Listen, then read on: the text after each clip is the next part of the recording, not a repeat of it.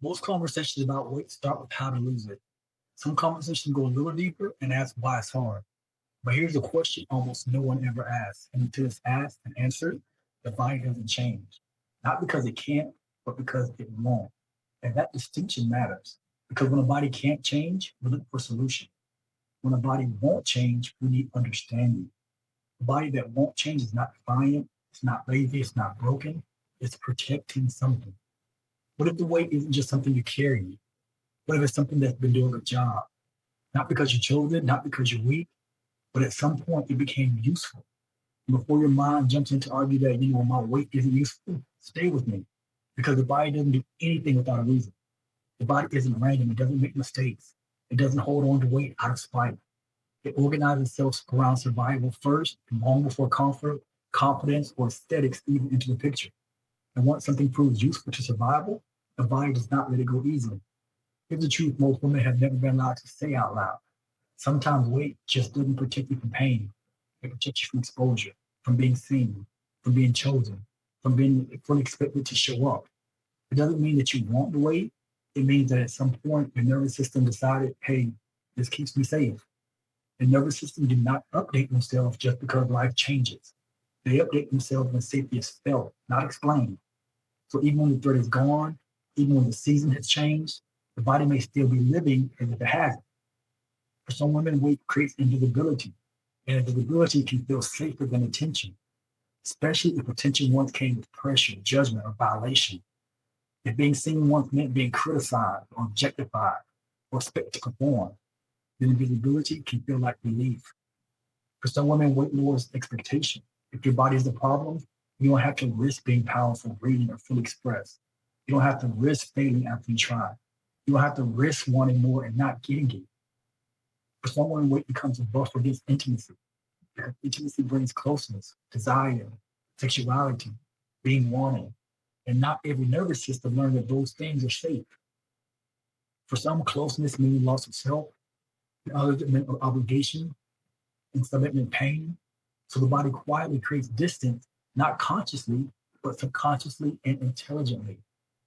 For others, the weight quietly justifies isolation, saying no, staying at home, not trying, not risking rejection, because the body becomes the explanation. And when the body is the reason, you don't have to keep explaining yourself. You don't have to defend your boundaries. You don't have to say, I'm tired or I can't do that anymore. The body speaks for you. And for many women, the deepest layer of all, letting go of the weight would mean letting go of the version of themselves that learned how to survive. The woman who learned how to cope, to numb, to stay small, to stay quiet, to stay strong. And survival identities don't dissolve easily, even when they're no longer needed, because they once worked. So when you ask, why would my body let this weight go? The more honest question might be, what would I have to risk if it did? Because your body isn't holding on to weight because it hates you. It's holding the weight because something in you still believes it's necessary. Necessary for safety, for boundaries, for protection, for permission to exist without pressure. And until the nervous system believes that those things are available without the weight, it will not let it go. Not out of defiance, but out of loyalty. And listen carefully. This does not mean that you're doing anything wrong. It doesn't mean that you're broken. It doesn't mean that you're sabotaging yourself. It means that your body has been intelligent. It's adapted to the environment that it was given. It learned what worked and it kept you functioning when things were too much. But intelligence that was built for survival can quietly block transformation. Not because it's bad, but because it's outdated until it's seen, named, and gently released. Not forced, not shamed, not disciplined away, but released. So I want to leave you with three questions, three powerful questions to get to the root of what's really holding you back. Don't answer these too quickly. This isn't to judge yourself for, but to sit with and honestly answer them. Are you ready? Question one. If the weight were gone, what would I no longer be protected from? Is it attention, desire, expectations, visibility, being chosen? And what feelings come up when you imagine that exposure? Question two.